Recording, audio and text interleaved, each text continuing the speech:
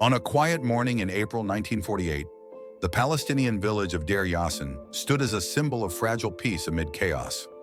Home to around 600 innocent Arab villagers, farmers, families, women, and children, it had even signed a non-aggression pact with nearby Jewish communities. But that didn't stop the brutal assault that would forever stain the birth of Israel and expose the terrorist roots of what would become the Israeli Defense Forces, or IDF. Led by the Zionist paramilitaries Irgun and Lehi, groups infamous for bombings and assassinations, the attack was no accident. These were the same militants who would soon merge into the IDF, Israel's official army. With support from the Haganah, the precursor to the IDF, they stormed the village at dawn. Their goal?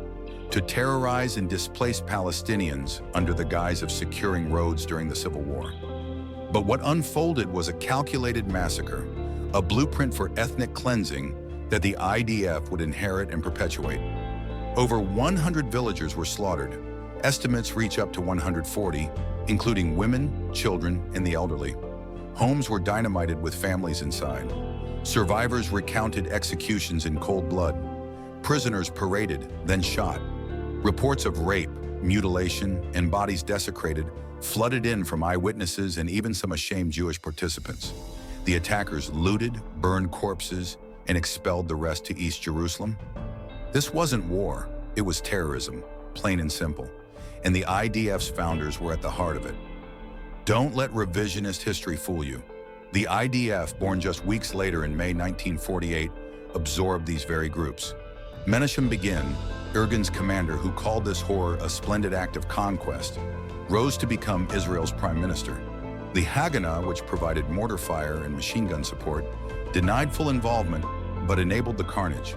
Historians like Ilan Pape call it part of Plan Dalet, an IDF antecedent for systematic expulsion.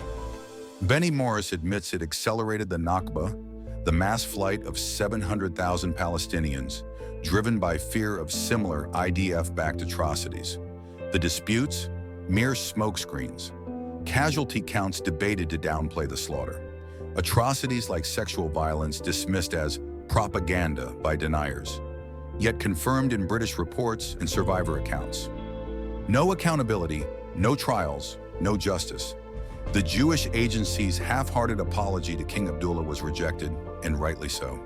Today, Deir Yassin lies buried under an Israeli mental health center, its memory erased, while the IDF continues operations echoing this brutality in Gaza and beyond.